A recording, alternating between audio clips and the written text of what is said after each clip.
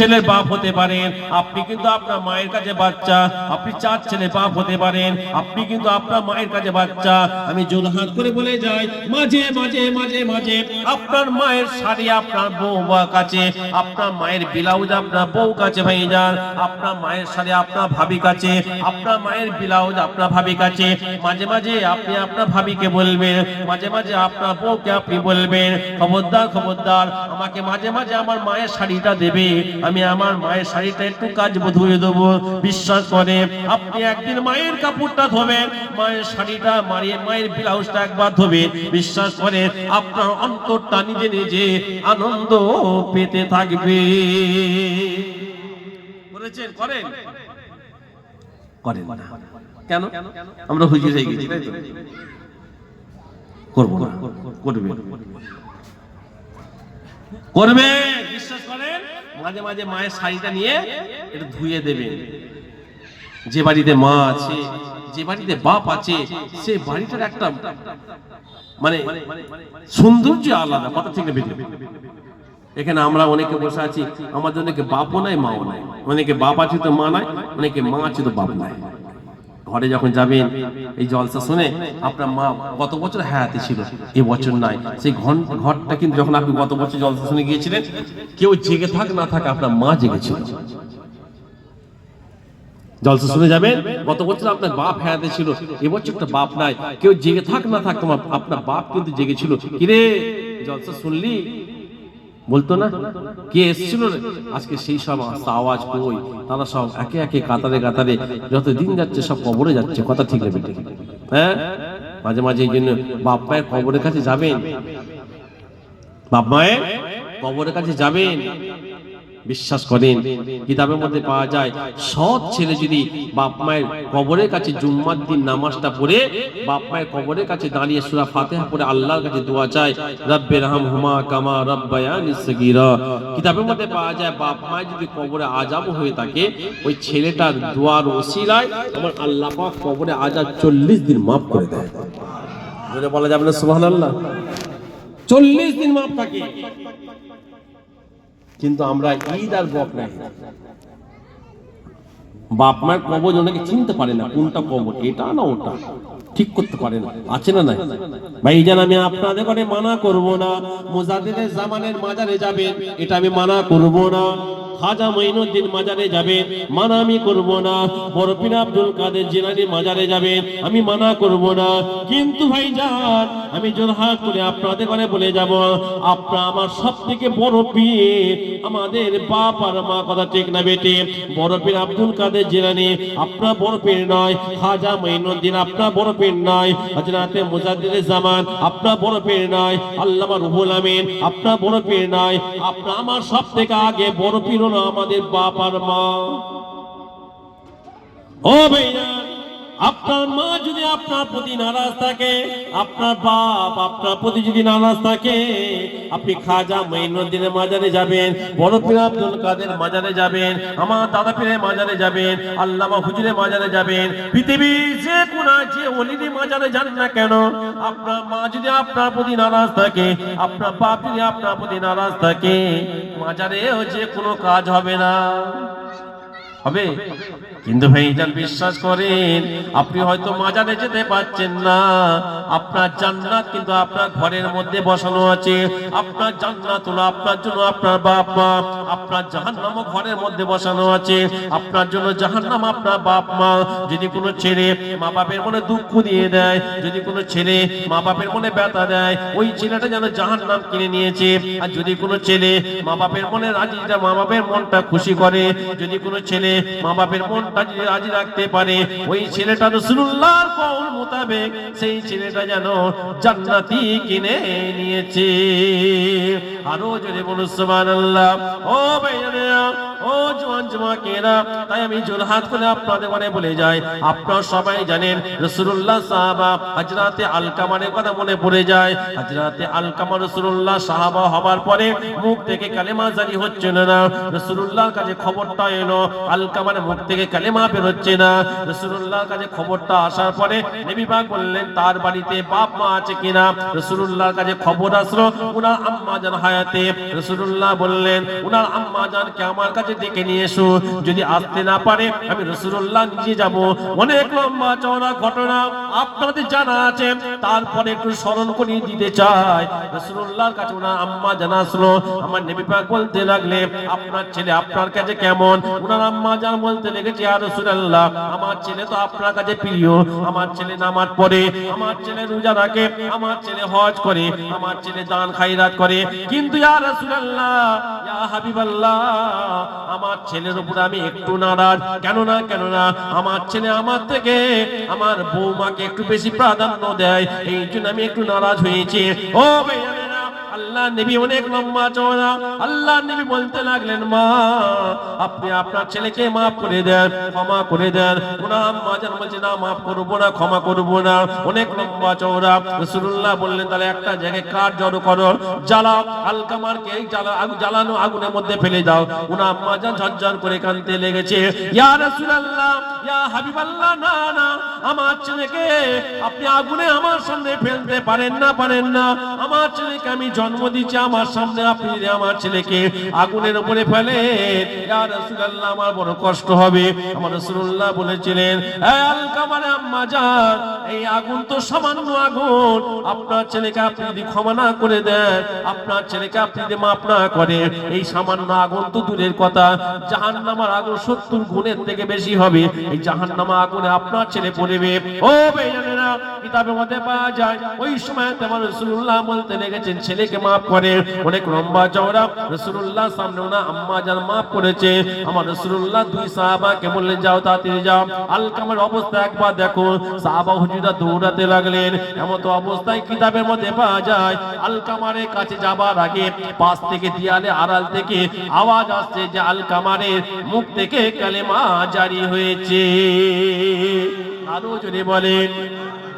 ও ভাইজানেরা, একটু ভেবে নেন, আপনারা যেখানে এখানে যারা বসে আছেন, মা বাপের মনে দুঃখ দেন, মা বাপের মনে ব্যথা দেন, খবরদার। রাসূলুল্লাহ সাহাবা হবার পরও মুখ থেকে কালেমা বন্ধ হয়ে যাচ্ছিল ভাইজান। রাসূলুল্লাহ সাহাবা হবার পরে মুখ থেকে কালেমা বন্ধ হয়ে যাচ্ছে। কিন্তু আজকে আমরা অনেকে আছি, মা বাপের সঙ্গে এমন বড় বড় কথা বলে ফেলি। আম্মা জান যদি কোনো কথা বলে, আমরা ঝাঁজ দেখি বলে বকুনি যাও, চোখ রাঙিয়ে বড় বড় চোখ করে, খবরদার। এই রকম ব্যবহার যদি আমরা কেউ করে থাকি, মা বাপের কাছে মাপ চেয়ে না। বিশ্বাস করেন, আপনার আমার আম্মা জান, আব্বা জান আপনাকে আমাকে মাফ করে দেবে। কথা ঠিক না বেঠিক? কিন্তু আমরা যে আজকাল তো আমাদের বাড়িতে মা বাপগুলো যেন আয়া হয়ে গেছে। আয়া বোঝেন, ছেলে পুলে মানুষ করবে। আমাদের ছেলে হয়েছে, বাপ মা মানুষ করবে। বয়স্ক হয়ে আছে, মায়ের কাছে ছেলেকে রেখে দিয়েছে। বেড়াতে যাবে বউকে নিয়ে, ছেলেকে নিয়ে বেড়াতে যাবে, বাপ মাকে ঘরের পাহারাদার করে দিয়েছে। ঘর দেখবে, ঘরে কুকুর না ঢুকে পড়ে। কথা ভুল বলছি না ঠিক বলছি? ছেলে বিদেশে আছে, বউকে বিদেশে নিয়ে বসে আছে, অত বড় বিল্ডিং এ একা বুড়ি মা বুড়ি বাপ পাহারা দিচ্ছে। সাইজ করে ফেলবে, এমন ফেরেশতারা মারবে, এক মারে কিয়ামত পর্যন্ত চিৎকার করাবে। আল্লাহ আমাদের সকলকে আমল করার তৌফিক দেয়। জোরে বল আল্লাহুম্মা আমিন। সকলে জোরে বলুন আল্লাহুম্মা আমিন। দরুদ শরীফ পড়েন, আল্লাহুম্মা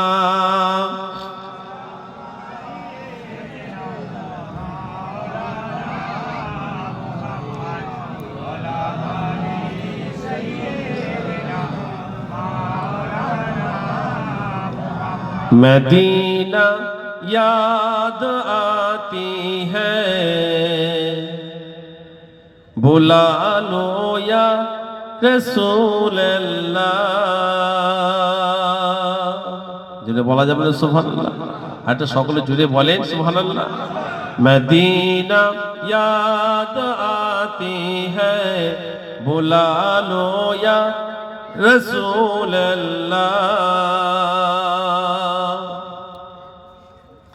मदीना याद आती है, बुला लो या रसूल अल्लाह।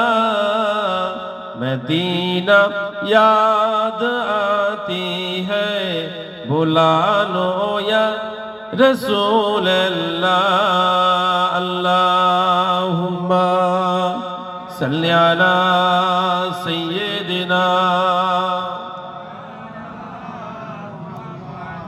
व अला आलि सय्यिदिना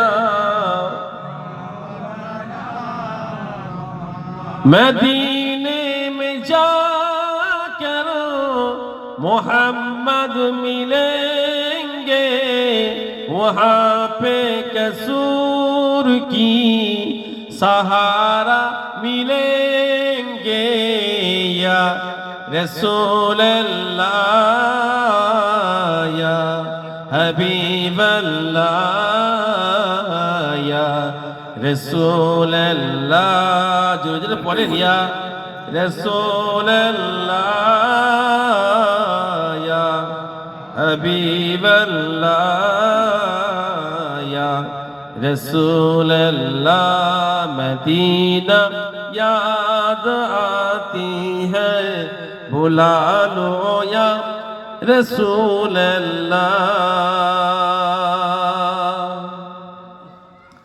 रोजा के मिट्टी को होठों पे है चूम लो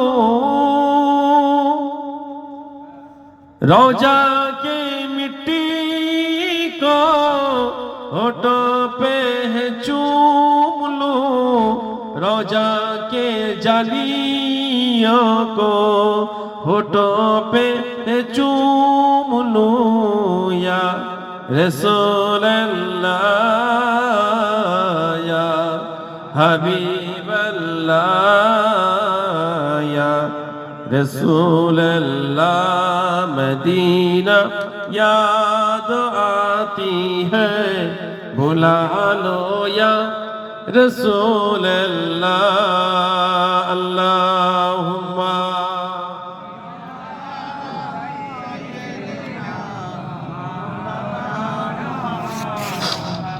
ওয়ালা আলি সাইয়্যিদিনা আমার ভাইজান সংক্ষেপ করলাম আর লম্বা চওড়া করব না আপনারা বলেন ভাইজান আপনি এই বললেন আমি এসেছি আমার 8টাতে বলেছিলাম আমি কিন্তু এসেছি কিন্তু 7:30টার মধ্যে চলে এসেছি কত বলছেন আমার এক লোক কিছু দোষ নয় ঈশার নামাজটা হলো একটু সময় যাই ওয়াজ শোনাটা পরস্পর না কিন্তু ঈশার নামাজটা আপনারা সকলে পড়েছেন কথা ঠিক নেবেন তাই বহু দূর যাব 170 কিলোমিটার রাস্তা রান করব সকলে দোয়া রাখবেন যেন সেই সালামতের সঙ্গে পৌঁছাতে পারি সকলে দোয়া করবেন তো হ্যাঁ বিদায় নেব সকলে একবার আসেন দাঁড়িয়ে যান নবী পাকের দরবারে সালাত ও সালামটা বুঝিয়ে নেবী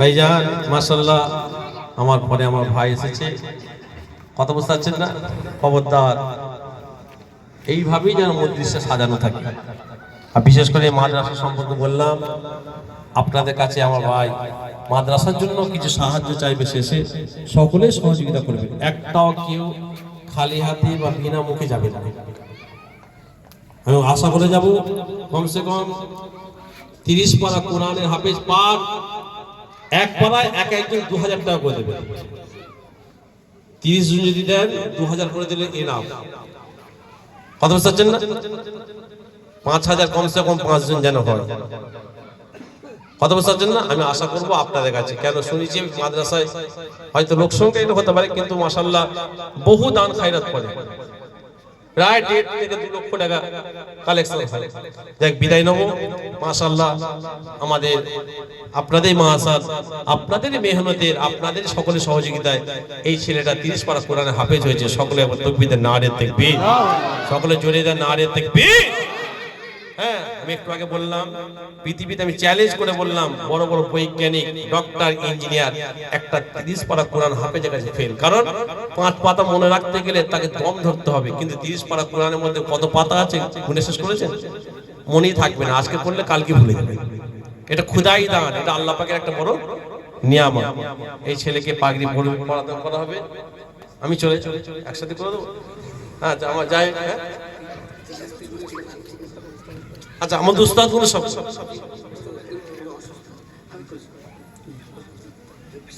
আমাদের পাগড়ি দিচ্ছেন দরবারে ফুটপাতে দুইজন পীরজাদা হুজুর, পীরজাদা মাহাতা হুজুর এবং পীরজাদা জয়নাল আবেদিন হুজুর, মাদ্রাসার স্টাফ মাওলানা আলী আকবর হুজুর। নারায়ে তাকবীর, নারায়ে তাকবীর, নারায়ে তাকবীর। বাদশাহী গিসালে সওয়াব, বাদশাহী গিসালে সওয়াব।